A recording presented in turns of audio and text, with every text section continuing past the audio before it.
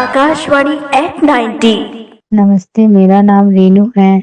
मित्रों, मैं रेडियो आकाशवाणी को 90 वर्ष पूरे होने पर बधाई देती हूँ और इसे इसके वास्तविक रूप में रहने के लिए सदैव उसकी प्रशंसा करती हूँ। आज के आधुनिक बनावटी दौर में जहाँ सब कुछ पहले से तय है, रेडियो में अचानक कोई ऐसा माना जाए जिसकी धुन या शब्द याद नहीं आ रहे थे, तो उस वक्त मन में जो खुशी पैदा होती है उसकी कोई तुलना नहीं की जा सकती। सादगी और सरलता से भरपूर आकाशवाणी का हर कार्यक्रम ताजगी से भी भरपूर होता है। ऐसे में मोबाइल और इंटरनेट के इस दौर में जब आकाशवाणी हमें मन की बात के जरिए प्रधानमंत्री जी के विचार से लेकर खेल संबंधी विवरण, मैच के सीधे प्रसारण से जब पता चलता है तो ऐसा लगता है जैसे पूरी दुनिया आकाशवाणी के चारों ओर घूमती है।